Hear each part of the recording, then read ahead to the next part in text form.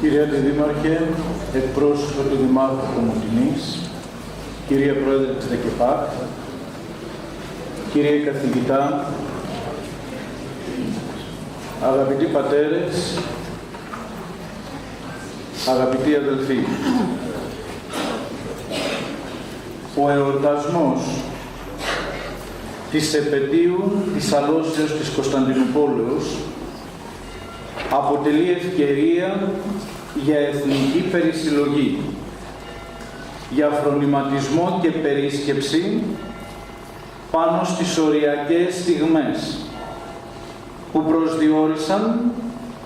την διαχρονική πορεία του γένους μας. Αποτελεί την βάση και την διαπίστωση σφαλμάτων και λαθών, ιδίως όσων διαχρονικά εμφανίζονται και λειτουργούν, και για μια προσπάθεια απαλλαγής από τα όσα αρνητικά χαρακτηρίζουν το γένος μας ανά τους αιώνες. Η ανάμνηση των γεγονότων εκείνων,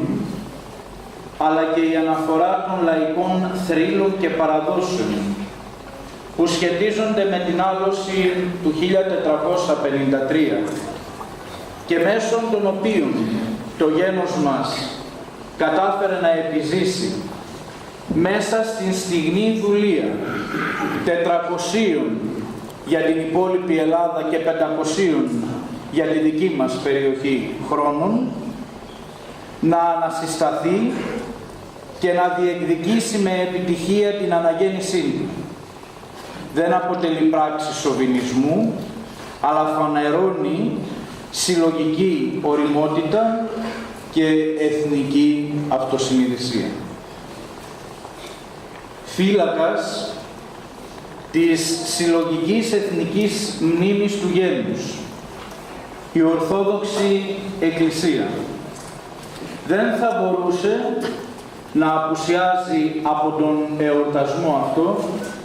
τον οποίο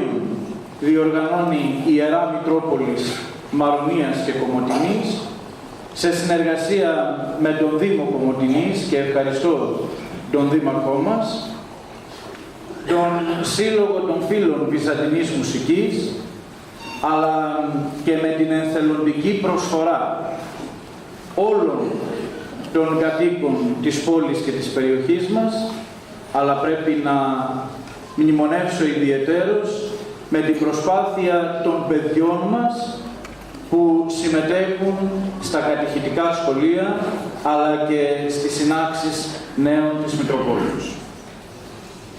Δεν θα μπορούσε, επαναλαμβάνω, η Εκκλησία να μην θυμίσει στους Έλληνες τα ιστορικά όρια που ουσιαστικά σήμαναν την διαμόρφωση και την σχηματοποίηση του νέου ελληνισμού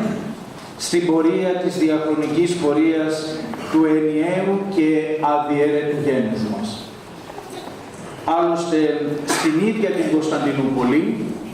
την πόλη των εθνικών μας θρύλων και παραδόσεων,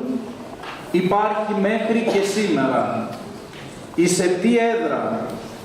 της Μητρός Μεγάλης του Χριστού Εκκλησίας,